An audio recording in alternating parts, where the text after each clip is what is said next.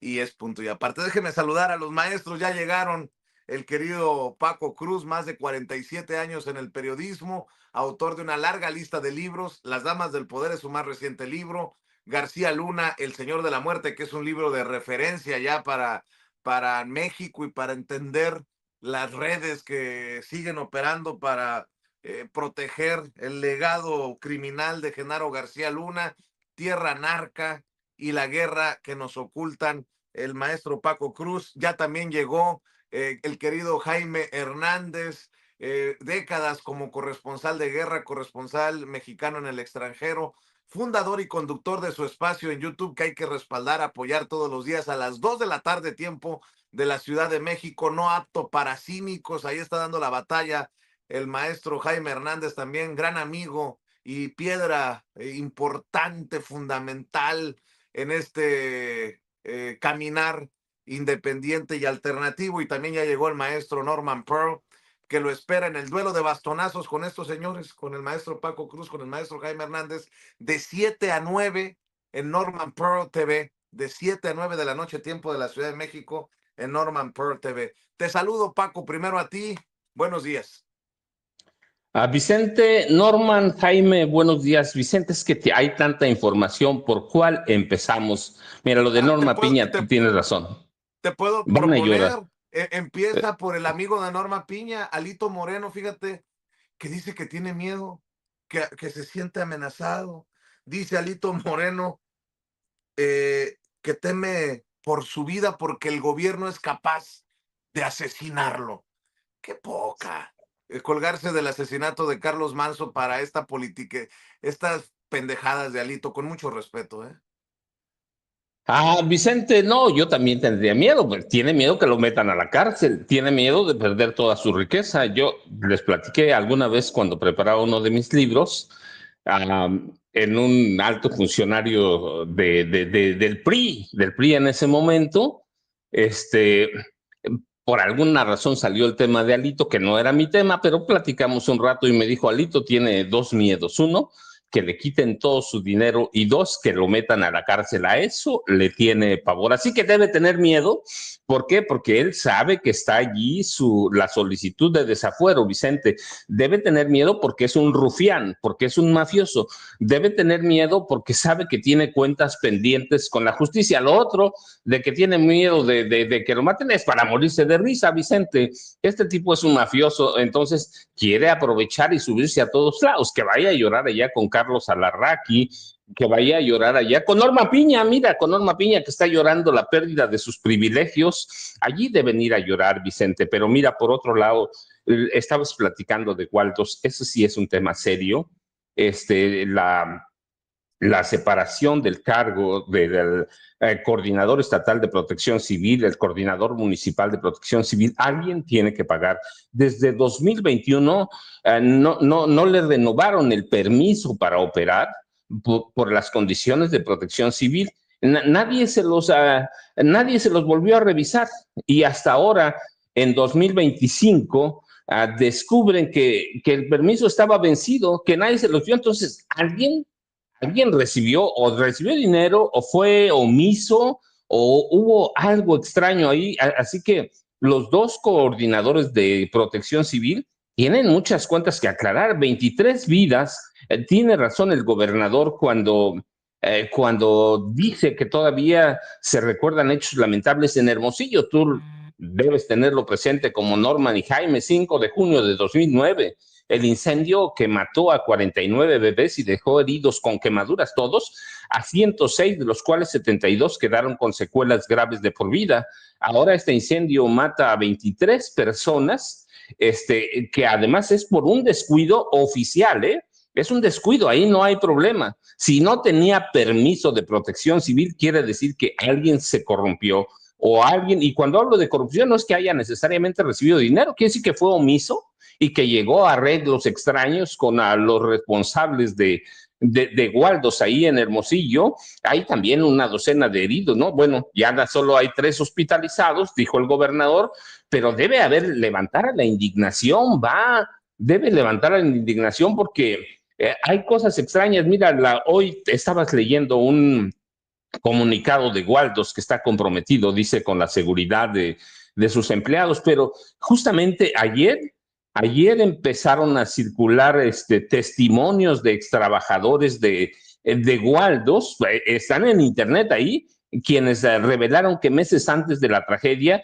los supervisores les advirtieron que dejaran, les entregaran copias de sus documentos, de sus vestimentas, de todo, por si en algún momento había un percance, entre ellos un incendio. Sí, ellos estaban conscientes de que los supervisores y los gerentes de que podían tener problemas, de que nadie los supervisaba. Estaban los empleados obligados a dejar fotografías aparte de las identificaciones oficiales. Estaban obligados a dejar fotografías de cómo iban vestidos, por si algún día pasaba algo, y ese pasaba algo puede ser un incendio. Entonces, Waldos da a conocer este comunicado cuando ya hay en las redes sociales testimonios de las advertencias que habían o que hacían los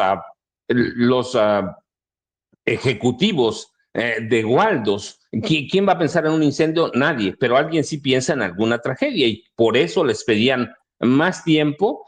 Así que alguien, Vicente, es una nota gravísima, tomando en cuenta, no, aunque no hubiera habido un incendio el 5 de junio de 2009, aunque no lo hubiera habido, esta tragedia en Waldos es gravísima.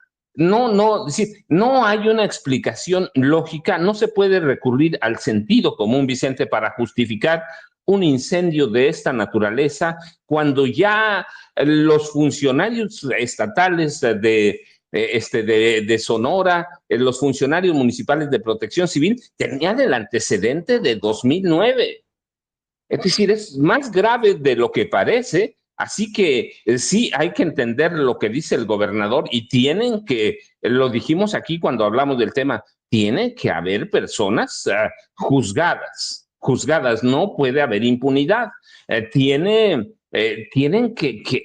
que haber responsables, Vicente. De lo contrario, sería inútil todo esto. Así que hay en las redes el listado de víctimas y todo, pero eso no va a ayudar a nada si no hay una investigación seria, profesional, y que detone en la detención, el juzgamiento, o llevar a juicio a quienes son responsables. Y los responsables son de gobierno estatal y gobierno municipal, Vicente. No hay otra. No puedes operar 4 años sin un permiso de protección civil, a menos que sea por corrupción. Vicente, Norman y Jaime, buenos días. Así es, buenos días, Paco. Buenos días, Jaime. Ayer asume Grecia Quirós, también en Uruapan, como alcaldesa, la viuda de Carlos Manso, y veo que en diferentes medios de comunicación, en diferentes periódicos, se siguen colgando precisamente de este tema para el golpeteo.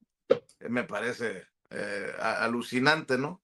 Asume esposa, siguen protestas, dice el Reforma.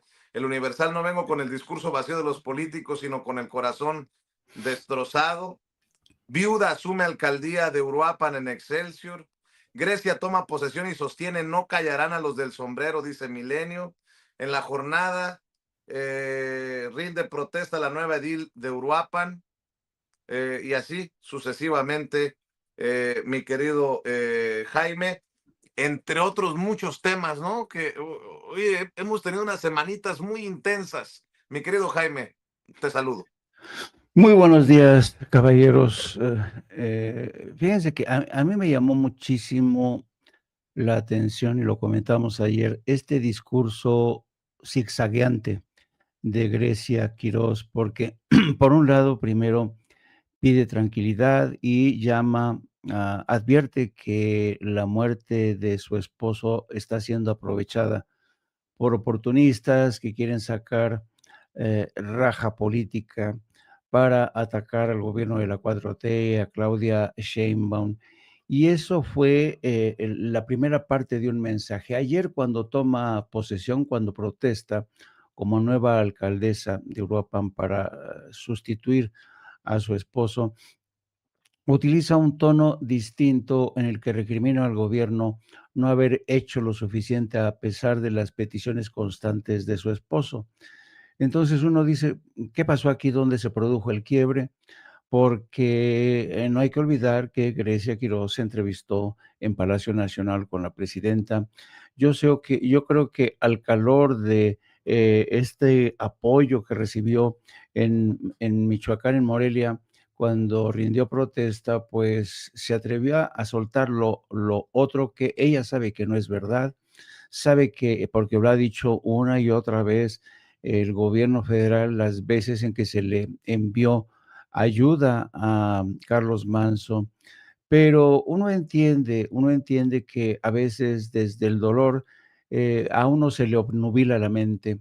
Y luego presentar a Carlos Manso como un político al que a ninguno de los políticos le llegan a los talones, pues, a mí se me hizo un acto de fatuidad, un acto de presunción infundada, porque todo el mundo sabemos que, Andrés Manuel López Obrador está, por decirlo menos, a años luz de Carlos Manso. Pero uno entiende, insisto, que desde el dolor es difícil razonar con, pues eso, con lógica, con fundamento. Y esto habla de el nivel de ofuscación que sigue, estando en el seno de este movimiento del sombrero, que vamos a ver cuánto dura. El maestro Paco Cruz le da poco tiempo de vida a este movimiento de la indignación, la frustración, el dolor.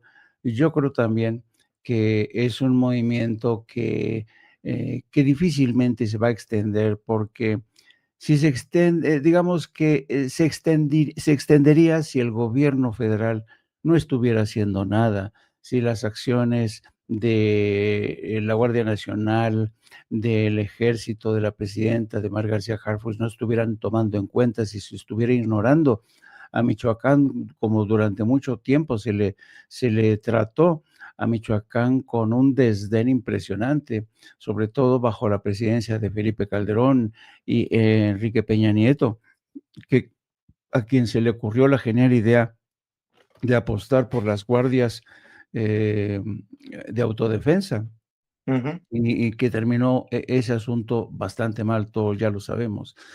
Entonces, yo creo que no quiero ni debería ensañarme contra Grecia Quiroz, porque entiendo su dolor, entiendo que, sus palabras, pues, son palabras que salen desde el dolor y la frustración, y creo que hay que analizarlas bajo esta luz prudencial, ¿no? De otro lado, creo que el reto que enfrenta en Uruapan no es menor y supongo, estoy casi convencido que en la plática que tuvo con la presidenta de México, Claudia Sheinbaum, en Palacio Nacional, la presidenta le dijo que no va a estar sola, que va a estar acompañándola, porque Claudia Sheinbaum es así.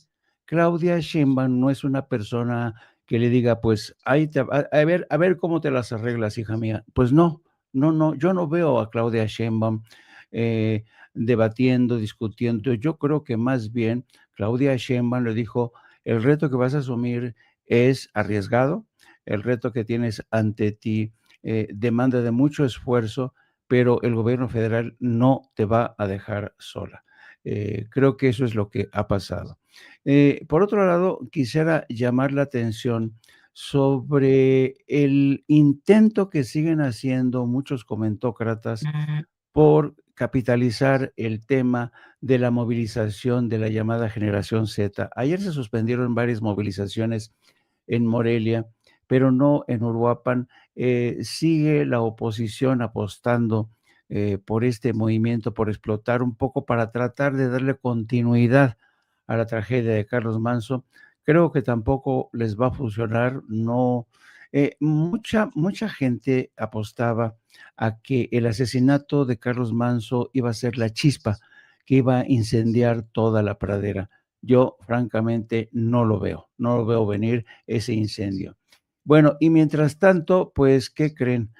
Me llevé la sorpresa esta mañana de ver noticias sobre la cumbre de grandes políticos en McAllen, Texas, Ah, sí. encabezados, no, por Don Cucaracho, por Francisco Javier Cabeza de Vaca, por el Saco de Pus, Dice Francisco Javier Cabeza de Vaca, qué gusto recibir y convivir con mis amigos, Adrián Dávila, Acosta Adriana Dávila. Naranjo, Paco Santos, Javier Lozano, Martín Orozco, donde coincidimos en ideas que fortalezcan a la oposición y detengan la destrucción que están llevando a cabo los narcogobiernos de Morena. No, no, no, cumbre en McAllen, Texas. Ahora sí que se creen, ellos se ven a sí mismos casi, casi como Benito Juárez, ¿no? Cuando Benito Juárez defendió la patria desde el extranjero para sacar a los invasores, pues ahora sí, don Cucaracho se cree don Benito Juárez y se están alistando el Saco de Pus, el Cucaracho, Francisco Javier Cabeza de Vaca, para ver de qué manera mucha gente ya empezó a cachondearse de estos, a burlarse, dicen, la generación Z se prepara desde McAllen, Texas, para asaltar el poder. ¿Cómo ven, amigos? Pues me parece una locura, ¿no? Y por cierto, fue Javier Lozano en el rincón ahí en la cueva de Atypical TV de Carlos Alarraqui, que anduvo candidateando a la presidencia de la República para el 2030 a Cabeza de Vaca. Oye, ¿en qué momento lo tomaron como el padrino? Ahora, habrá algunos que no quieran a Felipe Calderón, habrá algunos que no quieran a Fox, pero que anden ahí oliéndole el pedo a Cabeza de Vaca en Estados Unidos. ¡Ay, güey! ¿Qué? Bueno, en fin. Oigan, por cierto, mi querido Norman, sobre el lloriqueo de Norma Piña por el Poder Judicial que se les fue, Abraham Mendieta, le mando un abrazo al querido Abraham Mendieta, escribió, me pareció durísimo. Dice, destiné un tiempo considerable a escuchar la participación completa de Norma Piña en la UNAM el día de hoy y reconoce lo que mentirosamente negó por meses, que la reforma judicial, es decir, la modificación a la Constitución que la mayoría legislativa logró, fue perfectamente legal y legítima. Entonces, ¿por qué votó por la inconstitucionalidad cuando presidía la Suprema Corte de Justicia de la Nación? Si hoy reconoce que efectivamente era válido el proceso que se siguió para cambiar la Constitución, es intelectualmente deshonesta, muy deshonesta, y me deja claro que no respeta ni el derecho ni la justicia, solo su visión ideológica y sus privilegios. Durísimo Abraham Mendieta, pero creo que está right on the money, como dicen en inglés, directo, puntual. Y mi querido Norman Pearl, se desnudan solitos, ¿no? Con estas participaciones en conferencias. Están ardidísimos de que les quitaron sus privilegios. Mi querido Norman, buenos días, te mando un abrazo también a ti. Hola, ¿qué tal, Vicente, Paco, Jaime? Buenos días a la audiencia. Bueno, pues ella culpa, Norma Piña culpa a la sobrerepresentación, que claro, se consiguió de manera ilegítima, pero ella nunca hace una autocrítica de los problemas que tenía el Poder Judicial y que todavía subsisten muchos, ¿no? La corrupción, el nepotismo, la falta de justicia, todo aquello que el pueblo de México estuvimos pidiendo durante tantos y tantos años y sufriendo. Esconder, habla, por ejemplo, Rebolledo, porque también estuvo ahí Pardo Rebolledo, habla de que ninguno fue, que en ningún momento ningún ministro fue sorprendido por algún acto ilícito, ¿no? Y nosotros recordamos tantos, entre otros, la decisión de un ministro de ocultar en su cajón durante tanto tiempo denuncias por adeudos por parte de Salinas Pliego. Pero, a ver, ¿qué es lo que pasa con Norma Piña y con esta gente que hacen estas mesas de análisis? Bueno, pues lo hacen básicamente para tratar de explicar por qué perdieron, ¿no? ¿Por qué perdieron el Poder Judicial? Pues simplemente porque el pueblo estaba cansado de mantener a un grupo en el poder, en este caso en el Poder Judicial, que no representaban al pueblo de México. Y todavía se atreve Norma Piña a decir que ellos no representan al pueblo, ¿no? Y es cierto, pero además lo reconoce y dice, nosotros no reconocen, no estamos aquí o no estábamos ahí para representar al pueblo. Estábamos para representar a la justicia y eran las sentencias las que nos calificaban. Bueno, pues tuvimos suficientes sentencias en donde los mexicanos, por muy letrados judicialmente que fuéramos, fuimos capaces de entender que ellos trabajaban específicamente para un poder, que era el poder económico. Fíjate que con respecto al tema de Grecia, pues a mí me da muchísima pena, ¿no? La forma como Grecia, que no es punta de lanza, que no es representante fiel de un movimiento, termina por cambiar radicalmente de discurso. Ella quiere mantener el proyecto, un proyecto inviable que había instrumentado Carlos Manso, y hoy por hoy regresa a Uruapan, y regresa a Morelia a tomar posesión, y cuando lo hace, retoma el discurso y retoma lo imposible. Quiero insistir en que es un proyecto inviable, no se puede establecer o arrancar una guerra contra el narco como pretendió Carlos Manso, y que perdiera su vida justamente por este absurdo. Ahora, yo quiero insistir en algo. No se puede pedir el apoyo del gobierno federal, específicamente del Gabinete de Seguridad, para un proyecto que no es compartido por el resto de la nación. No hay que olvidar, y la presidenta lo ha insistido en ello, que no vamos a regresar a la guerra contra el narcotráfico por muchísimas razones, entre otras, porque no se está ejerciendo con justicia. No se puede pensar en el mátalos caliente, etcétera, como planteaba el mismo Carlos Manso. Entonces, ¿hasta dónde va a llegar el movimiento del sombrero? Pues yo creo que tiene una vida, y coincido con el maestro Paco, una vida muy corta, porque pocos municipios van a poder mantener el mismo Uruapan no va a poder mantener este discurso, ¿no? Simple y llanamente porque no se les va a proporcionar armamento para matar, ¿no? Es decir, la presidenta, el Gabinete de Seguridad ha hablado largo y tendido acerca de todos los apoyos que recibió Uruapan para que pudiera enfrentar a la delincuencia de una manera lícita. Pero el hecho de querer tomar la justicia en sus manos sin que nadie pase por un proceso judicial, pues va en contra de la Constitución y va en contra del proyecto de nación que se tiene desde el sexenio pasado. Así que yo creo que sí, efectivamente, Grecia se equivoca en querer mantener esa posición para mantener el estatus, ¿no? Y ahora, en términos personales, pues yo no puedo hacer un gran juicio, solo que Grecia, lo decía ayer, Ciro Gómez Leiva no estaba en capacidad de gobernar, porque no tenía experiencia, pero también anoche comentábamos que Ciro Gómez Leiva defendió hasta donde fue posible la participación que tenía con él Lili Téllez, quien ayer platicábamos anoche, nos preguntábamos si eventualmente habría terminado la primaria, ¿no?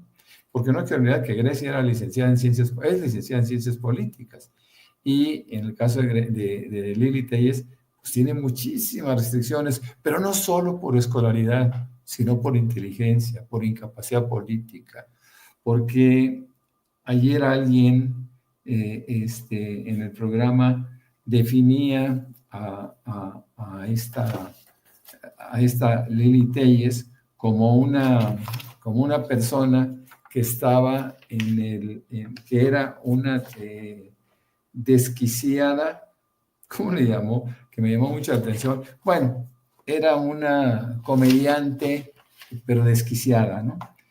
Yo creo que nosotros tenemos que pensar con mucho mayor seriedad en términos políticos, porque si se mantiene a Lili Téllez al frente de un discurso, pues estamos pensando que México va a una terrible decadencia. Hemos visto en muchos países cómo de repente aparecen personajes que tienen cero méritos en términos de capacidades y siguen adelante. Estamos viendo a un Donald Trump que se le cae el imperio, ¿no? que está yendo, que está llevando al abismo a un país y en donde se está mostrando a través de de su popularidad en decadencia, cómo los estadounidenses empiezan a entender la política y empiezan a entender el daño que eventualmente puede causarles un tipo impreparado, un Lili Telles con muchísimo poder en los Estados Unidos, que está perdiendo todo. El triunfo demócrata nosotros lo vemos como una reflexión que el pueblo estadounidense hace con respecto a lo que no puede ser. En el caso de Mamdani, lo hemos comentado, es una luz en el camino, es un parteaguas histórico. Yo diría que estará rompiendo inclusive el bipartidismo en los Estados Unidos para que nazca una tercera vía. Estoy sorprendido, estoy emocionado, me conmueve realmente su participación. Ayer escuchamos un pequeño discurso bellísimo en donde reta abiertamente a Donald Trump a partir de la inteligencia y a partir de la juventud, pero sobre todo a partir de un discurso que es absolutamente social y que la gente, el estadounidense, irá comprando poco a poco, mi querido Vicente, Jaime y Paco. Dos cosas para regresar con Paco y la segunda vuelta de opiniones. Me dicen, es mentira eso de que Alito Moreno se anda victimizando y que dice que el gobierno es capaz de asesinarlo. A ver, Ceci, usted tiene las declaraciones de Alito Moreno, por favor. Pero claro que todos los que estamos aquí tenemos familia, enfrentamos riesgos, enfrentamos a un gobierno tirano, un gobierno autoritario que tiene un pacto con el crimen organizado. Y muchos de nosotros ponemos en riesgo la vida y nuestras familias, y lo hemos dicho. Por eso le decimos a este gobierno, ¿a cuántos más opositores nos van a asesinar para que rompan el pacto con el crimen organizado? ¿Qué más tiene que ocurrir en este país? ¿Qué responsabilidad del gobierno? Y está claro el destino que tenemos. La persecución política que han hecho en los últimos 7 años contra quien piensa distinto, contra periodistas, opositores, también como un servidor. ¿Qué es lo que quieren? ¿Asustarnos, amedrentarnos, meternos a la cárcel, asesinarnos para que nos callemos o trabajar todos juntos para cambiar este país? Eso es lo que debemos de hacer. Luchar, cerrar filas, no tener miedo, no ser cobardes, enfrentar al gobierno, enfrentar al crimen organizado y resolver los temas para las familias mexicanas, que es paz, armonía y tranquilidad. Pinche Alito hablador, mejor danos claridad. ¿Quién te compró los carros caros? ¿Quién pompó? ¿Con qué dinero? ¿Tu palacete en Campeche? ¿Dónde quedaron los dineros que dicen que están, por no decir que se los robaron, perdidos de tu administración como gobernador en Campeche? Bueno, por cierto, también me llama la atención que Felipe Calderón le da vuelo a esta idea de que regrese la guerra contra el narco que han planteado, entre otros personajes, Lili Telles en el Senado, que a lo mejor va de la mano, Paco, con la reunión con Cabeza de Vaca en McAllen, de todos estos personajes, entre ellos el Saco de Pus, para que el Saco de Pus, cada vez que pueda, ¿no? A lo mejor fue a que le dictara línea a Cabeza de Vaca, el malandro de Cabeza de Vaca ya a Texas. Bueno, mi querido Paco, escucho tus comentarios. Vicente, es que el caso de Alito, la verdad es que más bien debe mover a risa, porque él es el crimen organizado, él es la delincuencia organizada. Ahí no hay para dónde moverse, está documentado, está bien amplio. Él tenía formada una banda mafiosa desde antes de la gubernatura, desde que era contratista de Pemex allá en Campeche. Así fue subiendo, luego contratista en Campeche para Pemex, es decir, coyote, que esa es la palabra exacta que le dan cuando era luego porro en la universidad, como gobernador, saqueador de recursos, como dirigente del PRI, pues ni se diga. Así que Alito es el crimen organizado, Vicente, y debe tener miedo. Yo te decía hace rato, debe tener miedo porque tiene crímenes y delitos que debe pagar. Y lo otro, mira, Alito, pues bueno, ya sabemos que está orate, chiflado, pero todos los demás comparsas del PRI, verdaderamente, eso sí me impresiona, Vicente, que siempre, no ahora, porque ahí está en mi libro, siempre estuve convencido que los priistas son borregos abiertamente. con respeto a los borregos, pero hoy, viendo a todos estos, y luego esta reunión, le llama Jaime jocosamente la nueva generación Z. Sí, yo estoy convencido, no está todo, no hay casualidades en la política, está conectado. Recuerda, dos de los hombres de más confianza de Felipe Calderón Hinojosa son Javier Lozano Alarcón, que fue su secretario de Trabajo y que fue el único amigo que reconocía a Genaro García Luna, el único. Y García Luna fue el artífice de la política de seguridad pública de Francisco Javier García Cabeza de Vaca. Y Francisco Javier García de Vaca, que parece un rompecabezas, es la única esperanza de Felipe Calderón Hinojosa Vicente. Es la única. Francisco Javier García de Vaca, Cabeza de Vaca, es el alter ego de Felipe Calderón. Él lo hizo, lo formó, lo llevó. Ellos juntos participaron en el Huachicol. Hay que verlo, y eso hay que decirlo. Pero es única esperanza política. Cabeza de Vaca es la esperanza política de Felipe Calderón Hinojosa. Es la única forma de romper los grupos mafiosos que hay adentro del PAN. Así que, ¿por qué lo fueron a ver a McAllen ahí en Texas? Pues lo fueron a ver para llevarle mensajes de Felipe Calderón Hinojosa. Y míralo, Felipe alaba a Lili Telles, pues porque tiene Felipe necesidad de sangre, no de poder. El poder viene junto. Felipe tiene necesidad de ver sangre, de ver correr sangre inocente, porque mató cuantos miles de inocentes, los llamaban víctimas colaterales. Felipe es así, Vicente, lo mismo que Margarita, yo a los dos los pongo en su cuenta X, está apoyando los llamados de Lili Telles a que regrese la guerra contra el narco en este país. Pues sí, Vicente, claro. Él es un hombre que tiene necesidad de sangre, tiene necesidad de que Estados Unidos intervenga en este país, tiene necesidad, o está convencido él, de que una intervención de Estados Unidos lo puede regresar a las grandes ligas políticas. ¿Va a pasar eso? No, para nada, Vicente. Para mí, Felipe va a seguir dando guerra con los grupos de extrema derecha en Europa, pero para mí Felipe ya es un hombre que políticamente hablando está muerto. En el PAN no lo quieren, no lo van a querer, y no hay posibilidades de que regrese, pero él está abriendo cancha y aquí tenemos la respuesta. ¿Para quién? Para Francisco Javier García Cabeza de Vaca, Vicente. Y nada más déjame para que dejarle buen tiempo a Jaime y a Norman. Estabas hablando hace rato de Juan Gabriel y sí, es que digo, es un ídolo popular que no puede pasar de moda. Y yo recuerda, a los ídolos se les perdona todo, Vicente. Ídolos, en serio, ídolos de multitudes.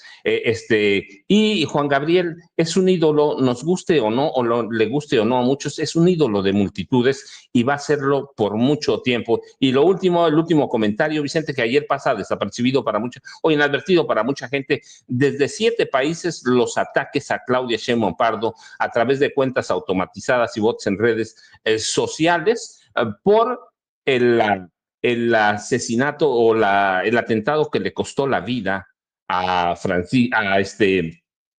Carlos Manso Rodríguez, desde 7 países, y entre ellos, y además de varias organizaciones, pero sobresale una, ¿sí?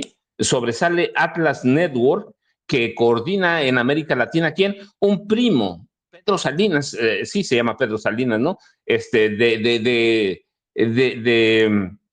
De Ricardo Benjamín Salinas Pliego, Vicente. Así que eso no hay que perderlo en cuenta. Hay ataques desde miles de bots a la presidenta Claudia Sheinbaum Pardo, y ayer en la sección de, ¿cómo se llama esta sección, Vicente? ¿El quién es quién? De las mentiras. No, sí, el detector de el mentiras. Detector de mentiras lo dijeron claramente, Vicente.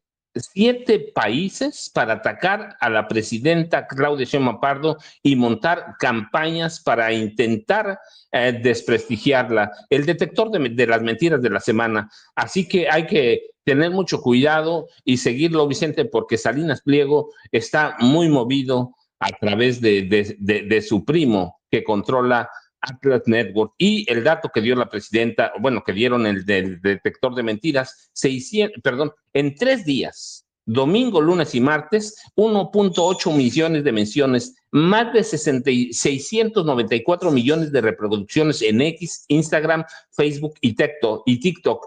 Además, 2.7 millones de posteos en todas las redes, la mayoría en la red social X y solo 6% originales. Así que hay que tener mucho cuidado, Vicente, y hay que tener cuidado con la red Atlas Network, que que coordina un primo de Ricardo, se llama Roberto Salinas León. Roberto Salinas León, primo de Ricardo Salinas Pliego, Vicente. Yo, ya sabes, @Paco Cruz Jiménez en X, antes Twitter, Francisco Cruz Jiménez en Facebook, y nos vemos al rato, si no, mañana temprano. Vicente, Jaime, Norman, buenos días.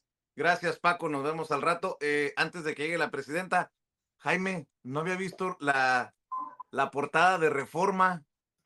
Se disculpa Reforma con la presidenta, claro. Esta sí es de 8 columnas, ¿eh? Así es. Acaban de publicar una disculpa para la presidenta. Aquí, mire, en primera plana del Reforma. A ver si la tienes, Ceci, ahí. En la esquinita, aquí, ahí, a un lado de donde dice Reforma. Ayer pidió presidenta Claudia Sheinbaum, ayer pidió una disculpa a Grupo Reforma, hela aquí.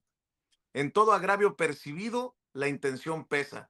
La nuestra no fue ofenderla, sino defenderla. México es un país traumatizado por años de violencia cotidiana que incluye terribles magnicidios. Por ello, el enfoque de la publicación fue sobre una evidente vulnerabilidad. Una disculpa a la mujer agraviada, una alerta sobre la importancia de proteger la seguridad de la presidenta en el entorno violento que vivimos, dice el periódico Reforma, mi querido Jaime. Pues sí, yo creo que el periódico Reforma, esto solamente aparece, por cierto, en la versión, no lo he visto, yo no lo había visto en la versión online, lo vi publicado en la versión impresa, pero no en online. O sea, y yo creo que así como lo publicó en online, tendría que publicarlo también en online. Pero en cualquier caso, yo creo que Reforma se vio obligado por las circunstancias. Qué vergüenza, de verdad, qué vergüenza que la presidenta te pida una disculpa, y que Reforma sepa reconocer el mea culpa.